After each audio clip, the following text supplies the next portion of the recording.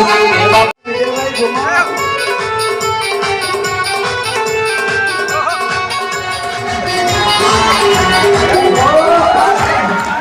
जल्दी वापस आ जाएंगे, ऐसा कुछ भी नहीं है। बापूजी ने तो पहले ही कह दिया था कि जो पक्के हैं वो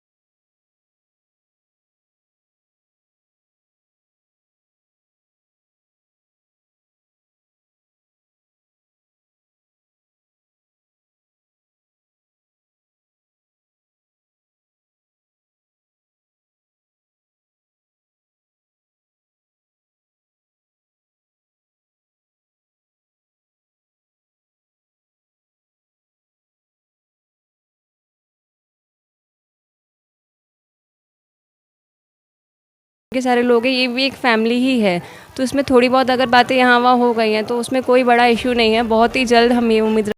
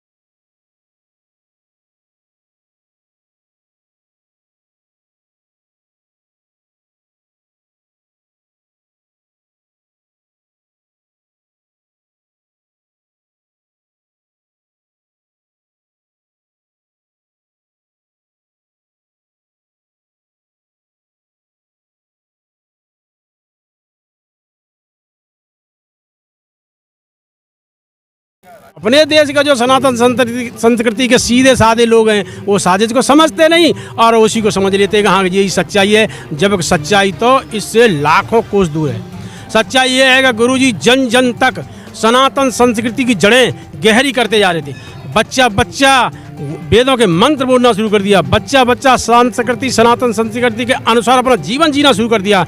तो लोगों को पछता कहाँ है? विधर्मियों को। जब विधर्मियों को पछता नहीं तो ऐसा ही तो महाभारत में हुआ कृष्ण के युग में, ऐसा ही तो राम जी के युग में सतयुग में हुआ। तभी तो राम जी आए एंड धर्म की स्थापना करी, कृष्ण जी आए धर्म की स्थापना करी, अधर्मियों का नाश किया। अभी नाश करने का समय नहीं है, लेकिन सत्संग के द्वारा समझाने का समय है। समझा के अभी समझ जाएं, जो समझ गए तो ठीक है, ना समझ आए तो अपना ही घाटा करेंगे। उसमें गुरुओं का क्या घाटा? गुरुओं तो पूरा जीवन समर्पित कर दिया संस्कृति के लिए, भारतीयता के लिए, राष्ट्रीयता के लिए। तो वो तो शुरू से लेकर और जब तक जीवन रहता है संतों का समाज के हित के लिए करते जाते कुरीतियाँ होती है उन्हें ख़त्म करते हैं। गुरुओं का जो सत्संग होता है वो सिर दे करके भी गुरुओं की आज्ञा पालन करने को मिल जाए, गुरुओं की सेवा मिल जाए, गुरुओं के दर्शन मिल जाए, गुरुओं का मंत्र मिल जाए, तो इससे ज़्यादा भाग्यशाली और कौन होगा। मैं 30 साल से गुरु जी के ही आश्रम में रहता हूँ। और उससे पहले भी संत साधु था।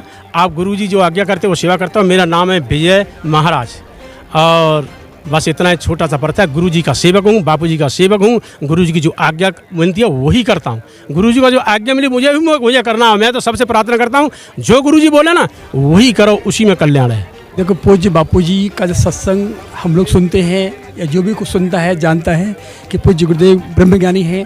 ब्रह्मज्ञानी का सत्संग जो भी सुनता है वो बड़ा भागी माना जाता है। तो ब्रह्मज्ञानी सत्संग सुनने के लिए मैं अलीगढ़ से आया हूँ। बहुत सस्ता होता है मेरे लिए, क्योंकि मैं सोचता हूँ, मैं यहाँ भी लोगों को यही कहता हूँ कि भाई आप कम से कम बापू का सत्संग सुने, क्योंकि सत्संग से ही भ्रम मिटता है।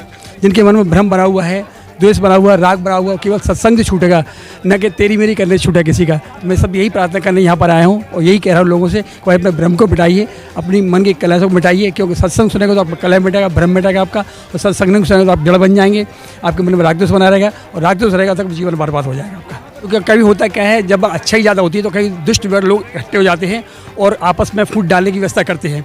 तो ये अनादिकाल से आ रहा है। तो वही व्यवस्था कुछ आजकल समाज में ऐसे कुछ साधु रूप में लोग आ गए हैं जो साधकों को भ्रमित कर रहे हैं और आश्रम वालों को बदनाम कर रहे हैं, गुरुजी की सेवाओं को बदनाम कर रहे हैं, गुरुजी की व्यवस्था जैसे ऋषि प्रसाद है उसको बदनाम कर रहे हैं, सत्य साहित्य उसको बदनाम कर रहे हैं, जिससे गुरु का ज्ञान है, गुरु का भंडार है, गुरु का हृदय है, उसको कहते हैं गलत है, अच्छा नहीं है, ऐसा करके लोगों को भ्रमित कर रहे हैं। क्योंकि जो सत्संग से भ्रमित होगा उसी का अज्ञान बढ़ेगा और जो सत्संग जुड़ा रहेगा उसका अज्ञान मिटेगा और ज्ञान की तरफ जाएगा। साधकों को प्रार्थना, मेरी साधकों को प्रार्थना यही है कि सभी साधक भ्रमित न हो, किसी की बात मना है। जो मेरे बाबू कहते हैं, पूज्य गुरुदेव कहते हैं, संत आश्रम बाबू कहते हैं कि यही सत्संग सत्य है और गुरु की शरण ही सत्य है, तो हमें उनकी शरण रहना है, उनकी आज्ञा का पालन करना है। बाकी हमें किसी को नहीं देखना कौन क्या करता है।